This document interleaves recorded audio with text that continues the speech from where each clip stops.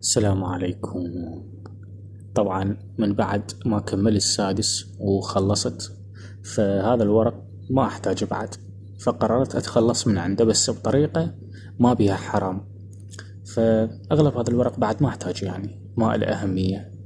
لازقه على الحائط، طبعا كنت تيب عادي مال فلوس. وهذا من الفصل السادس كيمياء، هم كنت لازقهن لان انساهن فلزقتهن. أي ملاحظة أو أي شيء مثلا تحتاج أدونها حتى ما أنساها، كنت ألزقها على الحائط حتى تبقى ببالي. المهم قررت أتخلص من عندهن لأن ما لهن أهمية بعد وما أحتاجهن، وهوسة صايرة فقلت أقلل من الهوسة. المهم أول شي أشلعهن وأجمعهن وأرجع لكم. كمل التشليع.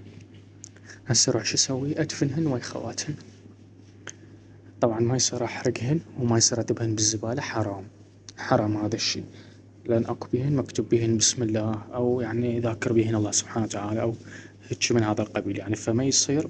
شوف هاي سورة الأنبياء، أول سورة بالبقرة. المهم يعني بيهن شي يخص الدين، فما يصير أحرقهن وما يصير أدبهن بالزبالة. عندي خيارين. الخيار الأول يا أما أدبهن شط مياه جارية، يعني المياه مالته تجري مو راكدة، أو أدفنهن بالقاع دفن. فأنا الأسهل إيه أدفنهن. فهسه أروح أكمل الحفر. اكو بعد عندي ورق غير طبعا. اكمل الحفر واجهز النقرة وارجع اكمل التصوير. طبعا اول شي اعتذر عن هذا الصوت، صوت المعمل. ثاني شي، من بعد مسيرة 3 سنوات بالسادس، 3 سنوات بالسادس من 2000 تقريبا، بدأت 2021 2022 و2023 24 2024 يلا خلصت من السادس اخيرا. نجحت الحمد لله والشكر. بس اكو شغله اريد انوه عليها اليوم.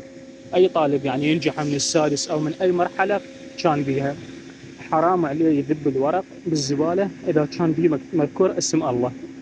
يعني مثلا بسم الله الرحمن الرحيم كاتب او الى اخره، حرام عليه يذبه بالزباله، وحرام عليه يحرقه. يا اما يدفنه مثل ما انا هسه راح اسوي، يا اما يذبه بشط المياه مالته جاريه، يعني مو مياه راكده بحيره مياه راكده ويذبها بيهن، لا، يا اما شط الماي مالته يجري يعني يمشي، يا اما يدفنه يعني يحفر شويه مثل ما انا هسه سويت ويدفن. طبعا هسه جمعت الورق كله وراح ندفنه وندفن السادس ويا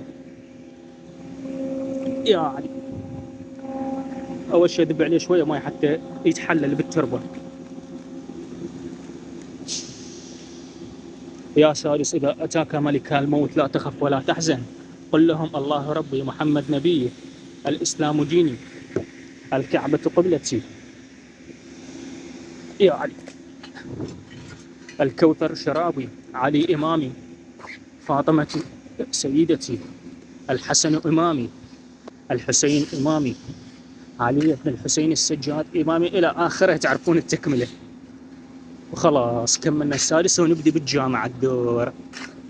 إن شاء الله تكون بداية خير وبركة وصحة وعافية، وكملها واني مرتاح البال بدون اي مشاكل، مثل ما كملت السادس بدون اي مشكله. لا صارت بي حاله نفسيه مثل البعض، ولا لبست نظاره مثل البعض، ولا تعاركت ولا سويت اي شيء. ان شاء الله كذلك الجامعه. اكمل دفن وارجع لكم. وهنا شكر رسمي، انتهى السادس وانتهى التعب مالته، وباي باي بعد ما اشوفك ولا اشوفني. طبعا هو شعور حلو صحيح، يعني شعور يعني انه صرت حر وتحررت من السادس ومن عبوديته اللي هو كان متحكم بطلعاتي، متحكم بونستي، ما اقدر اتونس براحتي ولا اطلع براحتي. شعور حلو، بس بنفس الوقت يعني احس نفسي بملل. متعود يعني كنت دائما اقرا هوايه وشي، فملل يعني مثل ما تقولون صار. المهم الفاتحه الى روح السادس. شوي غطيه بالسعف حتى ما حد يندل مكانه. الفاتحه الى روح السادس يرحمكم الله. الفاتحه.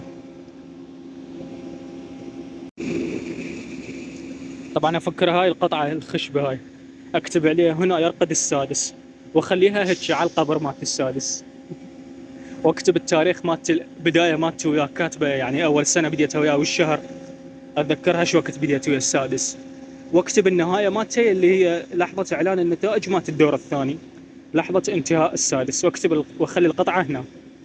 بس ما اريد اخليها حتى ما يبقى اثر له، اريده ينتهي، ينمحي محي من الحياة. او نسيت هاي ورقة، يلا هسه ادفنها وياها مو مشكلة. المهم وهنا تنتهي قصتي مع السادس بشكل رسمي. الى الوداع على قولة علي عادل اعتقد اسمه هذا السمين. الى الوداع. الله الخلية